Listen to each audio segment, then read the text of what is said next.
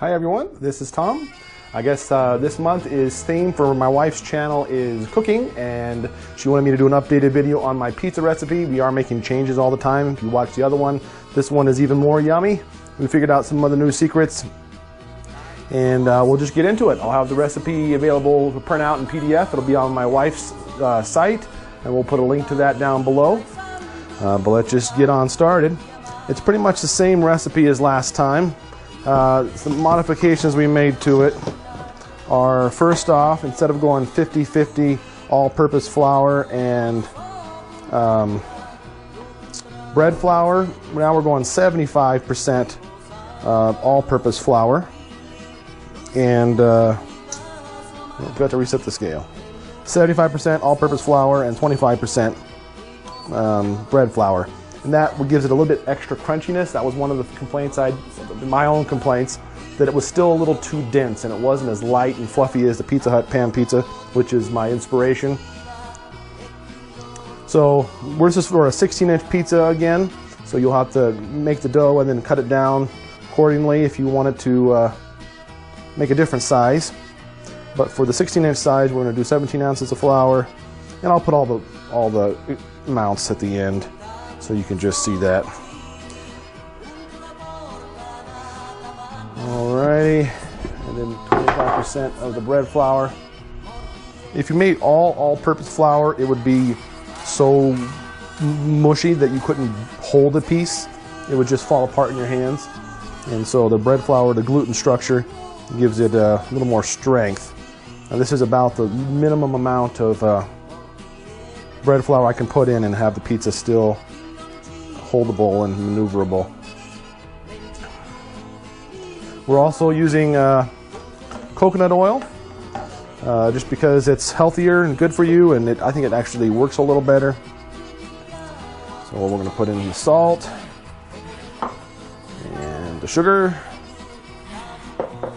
and the yeast, and I like to dry mix it together. What are the chances I can grab this without knocking my camera down with my microphone? There we go. Just do a dry mix and get all the flours combined real well.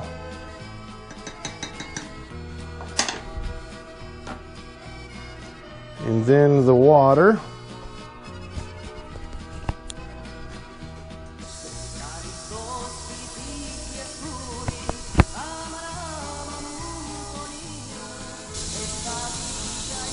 I like to make the water as hot as I can get it out of the sink.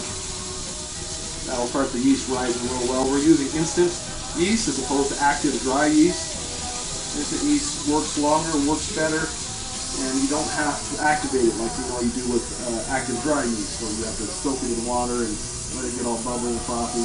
None of that is necessary with instant yeast. And we've upped the moisture 2 ounces, so it's 17 ounces of moisture now, and that really helps. It's given it definitely the best consistency we've had so far.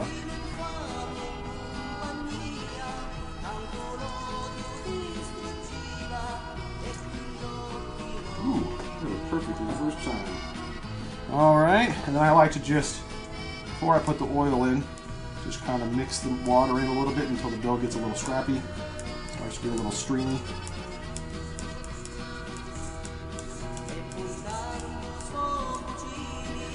And then put the oil in. And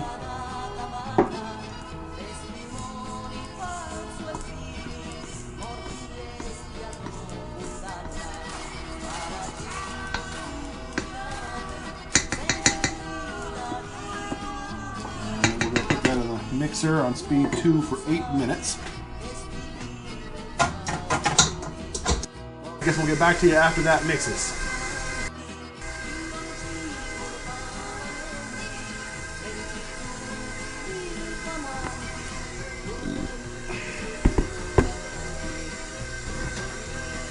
Okay, meanwhile we're going to get the pan ready. I'm just using a 16-inch deep dish pizza pan.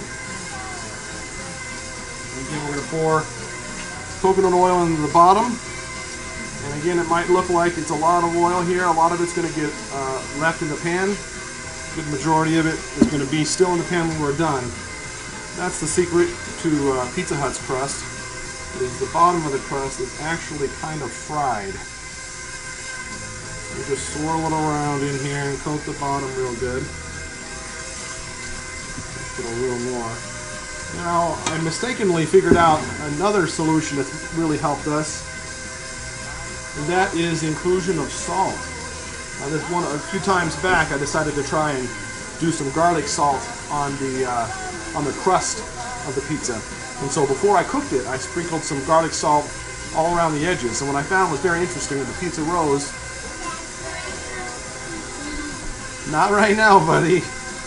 I'm making a video, okay? Everybody's coming home now, so it's going to get a lot noisier. Anyways, I sprinkled salt around the edges, and what happened when the pizza rose is it actually stayed nice and tall on the side, and the middle kind of collapsed. I'm making a video, buddy. No cheese right now. I haven't done the cheese yet. You can have some cheese when we get done. We'll get to the cheese part.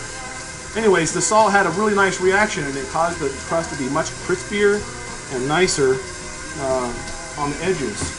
And I finally figured out that would be a great inclusion for the bottom. So now what we do is we actually take some garlic salt and sprinkle it all along the inside of the bottom of the oil. And that not only gives it a nice little flavor, it's caused the dough to rise in a totally different way. The bottom becomes really, really crispy and nice, and the top stays very, very soft, the top part of the dough, the crust, and it's been a huge improvement to the pizza crust overall.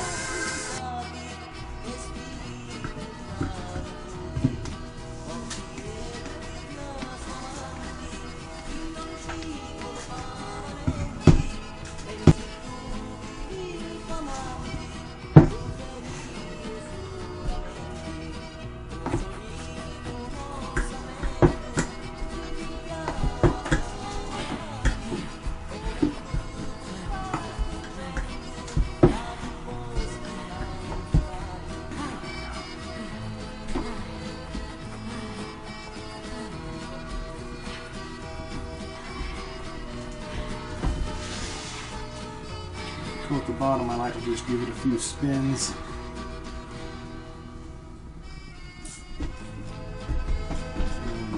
Cover it, I usually spray it.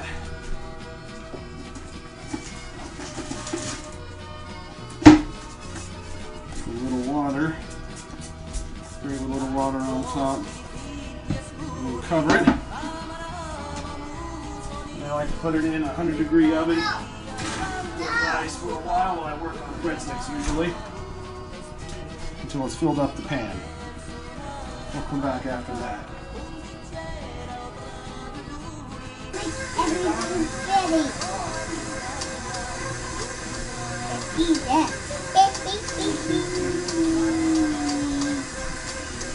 Are you happy about the cheese? That's the ritual, huh? Every time we have Naruto night, you gotta come and both of you guys get cheese from Daddy, huh? Oh, good. I didn't do that part good. Is that better?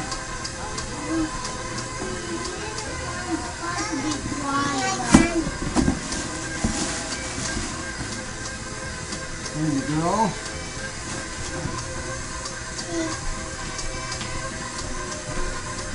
Thank you, Thomas.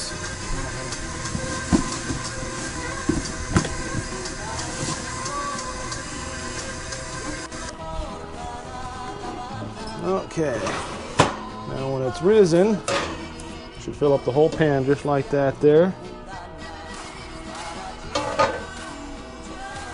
And you can see how it's really jiggly. It only really does that when you put the salt in the bottom. I'm not exactly sure why, but it's exactly like we want it to be. See how jiggly it is? As soon as we start putting the sauce on it, it's going to deflate. But kind of like punching it down, and it's going to rise again, and it turns out just about perfect. Go ahead and put those in, Judah.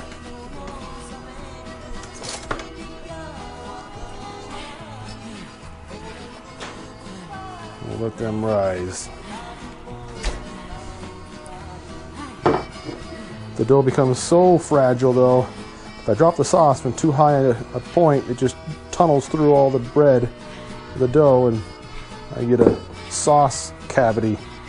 But are you making tunnels? Making what? Making tunnels out of the sauce? Tunnels?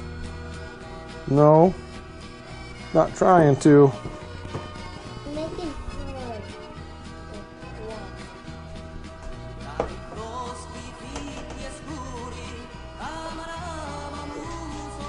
You can even see now, you see how it's got the little holes now wherever I drop the sauce? It's cavering through the dough. Made little craters. That's a good sign though. That means it's going to have the consistency that we want. We obviously have more moisture than we used to. That's part of it, but I never really started doing this and rising this way until I started salting the oil. I just need to fill up the water. Okay.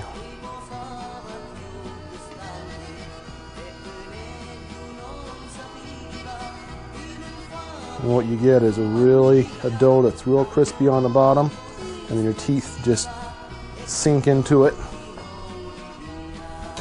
Like you're just biting nothing at all. It's great.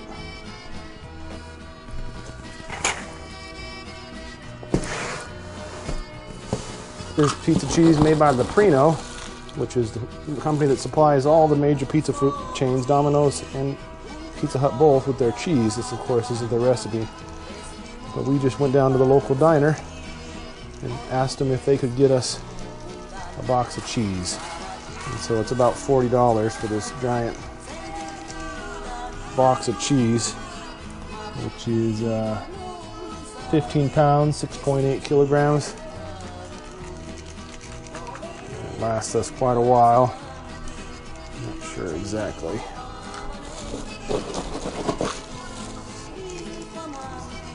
The weight of the sauce and the cheese with this fragile dough causes the cheese and the dough to just melt together and become this gooey, neat consistency, which is just perfect.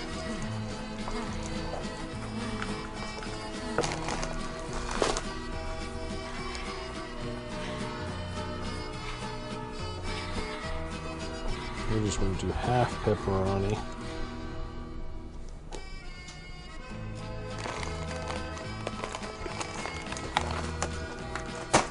Okay, now she's ready. Part of the other secret to cooking a good restaurant-style pizza is to have a pan you can cover. The way it actually goes this way, but because of that recess, it actually ends up touching the pizza at some point, so I put it in upside down. Gives a little more room.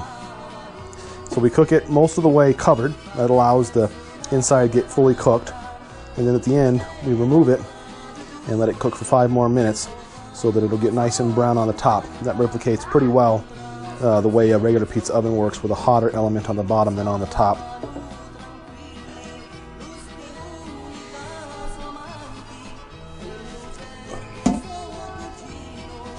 Now we're going to do 16 minutes covered and 5 minutes uncovered.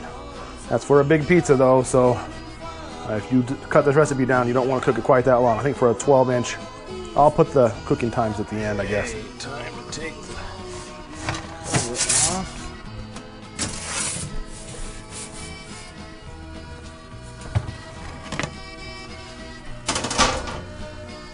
Five more minutes.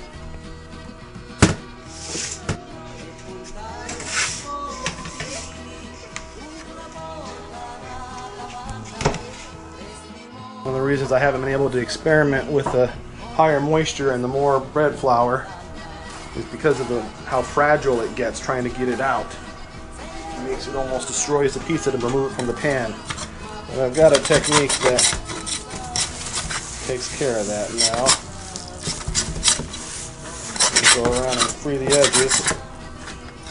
And then I got this pizza screen here. I can start by sliding underneath it. Just getting it like that.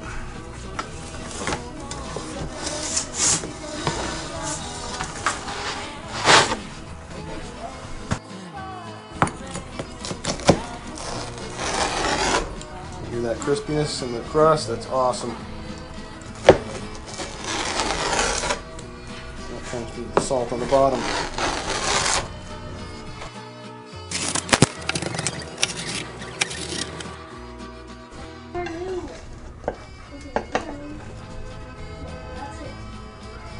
See the crumb there?